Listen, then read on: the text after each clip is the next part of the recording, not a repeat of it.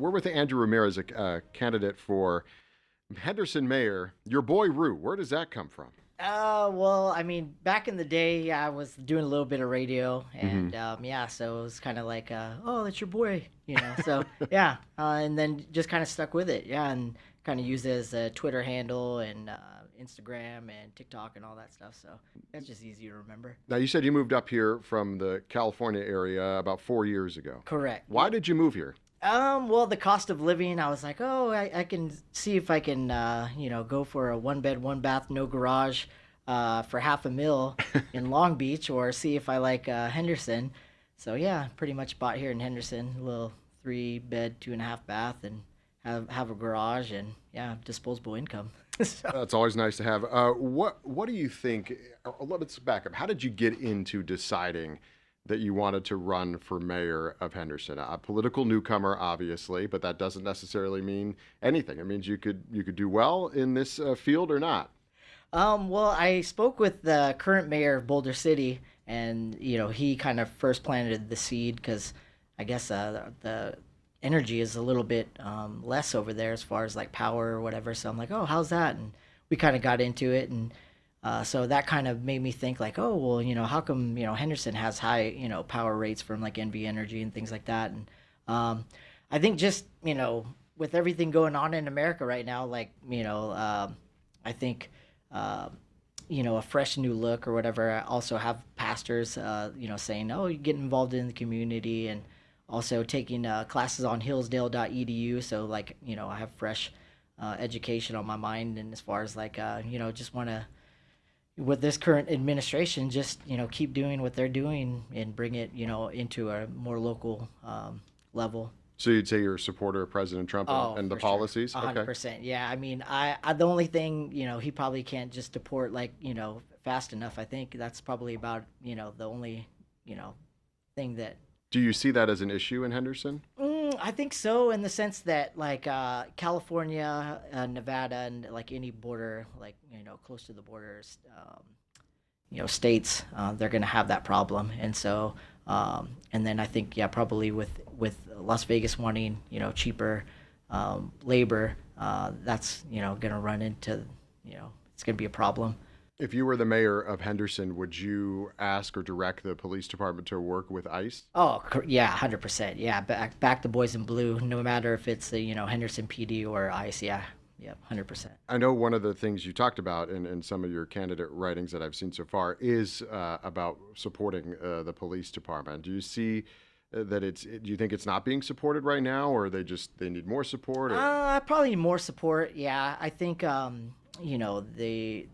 are you know I guess room for improvement because yeah, when the current mayor took over, Henderson was the safest, second safest large city in America. Now we're number four, so we're sliding in certain spots. So yeah, you almost kind of need a Bukele style like mayor to just go in there and be tough on crime, pretty much.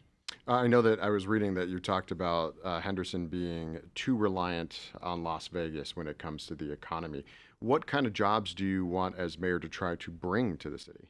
Well, whoever brokered the deal to get Haas Automotive here, that was a great move. So I would push for more businesses like that. I also would try and push to get micro reactors. That way we could lower the cost of energy. And if Henderson owned those micro reactors, we could sell any energy that we're not using back to NV Energy, and then that way, it could be a surplus. That way, go to infrastructure, teachers, police. Yeah. Do you see it as a competition? I know that North Las Vegas is working hard to bring a lot of tech companies and other manufacturing to their area, so it would be a competition sort of between the two around Las Vegas. Not necessarily. I think we probably have more space. I think our space probably the real estate is gonna be a little bit less than probably North Las Vegas. I imagine. Like, yeah, and if we can just free up some land, yeah. So I wouldn't say it's a competition, but yeah, if we could get nuclear reactors in here, it would be like 4 cents a kilowatt hour, and the businesses would just flock. You wouldn't want to put those in Henderson, would you, or would you want to put them somewhere else? Well, right now they're easy because you could just put it on the back of a truck and kind of put it in the middle of the desert, so away from it'll still be in Henderson, and Henderson would own the power. But yeah, I would, they're safe on submarines, so why not in Henderson?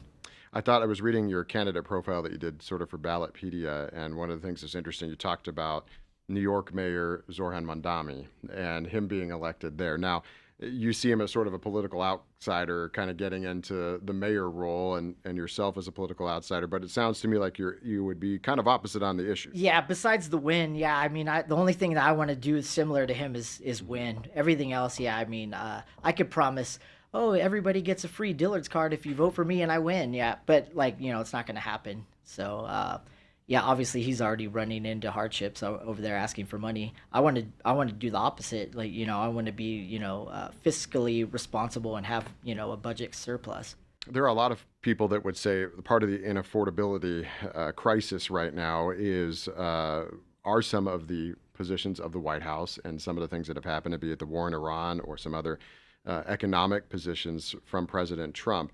So how do you see local government being able to help the folks with affordability? Well, I mean, as far as if we do get, the micro reactors, that puts money in their pocket immediately, because I mean, I'm not sure how much it is to, keep your house cold, in the summer, but mine's about like 500 to 600 bucks. Mm-hmm. And so, if we can get it down to 4 cents a kilowatt hour, that definitely helps, families, in Henderson. That will also, we can also use like, the energy for parks and, the water plants and things like that. And so that would, definitely be a surplus for the city as well. And then, yeah, businesses would just pretty much flock here. They can't even make Porsches in Germany because they went with solar and windmills, and so now they're having to figure out something different. So definitely don't want to run into those problems. I reached out to some folks just asking about what are some of the issues in Henderson. One of the things that was brought up is the whole reimagining Boulder Highway and the sort of a little bit of a mess that's become for some of the people that live there. Now they're taking away roadway to sort of make it, bike and pedestrian friendly, call it a road diet. Yeah. Do you think that's the right move?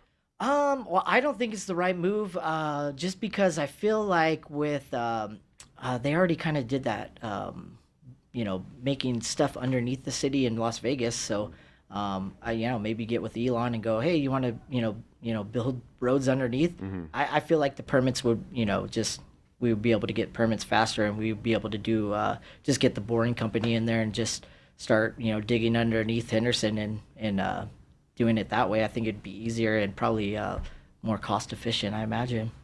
As I mentioned before, being in politics does not necessarily make you the better person to run for a political office. But what do you think makes you a good person to run for mayor of Henderson? Well, as far as like education, I went to a private Christian college. I'm also followed by a former president on X, like Barack Obama. So there's that. And then, I'm continuously like learning. So as far as like the Hillsdale stuff, I've knocked out like 27 classes on Hillsdale. And so I think, Charlie Kirk said he got 31, so I'm almost there. But and so, I just want to help the community. I just want to serve whatever that looks like. And I think I have a lot of free time. Mm-hmm. So as far as like, city halls and whatnot, like, I could make them later. That way more people talking about the meetings. Yeah. Yeah, because that has been brought up before, that some of the city council meetings are kind of earlier in the afternoon, evening, so maybe people can't attend. Yeah, push it back. I don't have anything else going on, so come hang out with your boy. When you talked about your Twitter and former President Obama following you, why do you think he follows you on Twitter? What do you talk about? What do you talk about on X that I have makes no him idea. want to follow you? That's a good question. I don't know. My dad probably, my dad says, oh yeah, he probably wants you to go to Hawaii and like party with him in his house, and I'm like, oh, I don't know about that. But yeah, I mean, anywhere from like, I have, former presidents to, porn stars, following me on. So who knows what I'm talking about, like that, makes me interesting on Twitter. I think I was just there early. Mm-hmm. Also Vanilla Ice and Sabrina the Teenage Witch follow me. Okay. Yeah, I'm friends with Theo Vaughn, so he follows me. things like that. Yeah. So when I know you were on television before. Uh-huh. For folks that may recognize you, you were on Wipeout. Yeah. Yep. I was on Wipeout. I was a bad guy on NCIS season 12. The episode's called San Dominic. So I'm not a bad guy. I just played one on TV. That's kind of your side job, right? So what do you do on a day-to-day basis here in Henderson? Well, I just work at Dillard's. Yeah. Okay. Yep. So 40 hours a week at Dillard's here in Henderson. So if you guys want to come and hang out, give me some ideas or your thoughts. I'm Stop on through open office hours at Dillard's. Yeah, pretty much. Yeah, and yeah, as far as the background acting and stuff like that, I was bartending when I was living in LA, so I was just working on Friday and Saturday nights, and I just had like a lot of free time. So If you're not successful in this run for mayor, do you see this as a way to sort of get into local politics and maybe be more involved?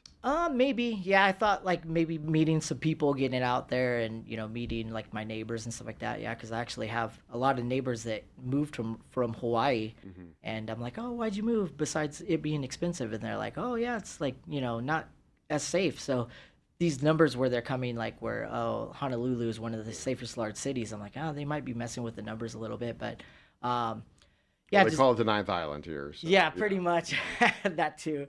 And so, yeah, just getting out, meeting people, and yeah, I mean, even if I don't win here, I could maybe go, Las Vegas, and try and take Las Vegas. If you, when you have gone out and talked to people, I know you mentioned in your church, folks recommending that maybe you get involved. What do you hear from the constituents when you talk to your neighbors, and what do they tell you that they're seeing the issues are in Henderson?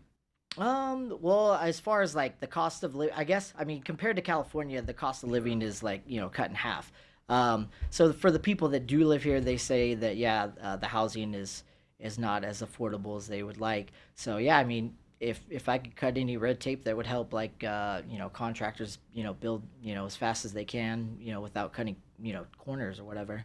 Yeah, that would be a good thing. And then that way we can at least get, some of the, housing costs down.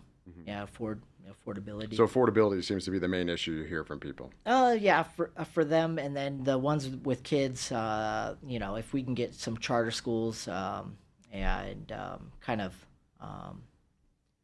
more charter schools and kind of give them school choice. Yeah, I think that was another thing as well. So even the teachers that work for the district, they were saying, oh, there's a lot of administrative bloat, and so as far as like as far as that, like yeah, the administrators, I think maybe there's too many of them and not enough other things. And it's such a big school district, obviously, across the most of the state that Henderson has very little input on what can happen, but you can, as you mentioned, talk about charter schools and whatnot. Yeah.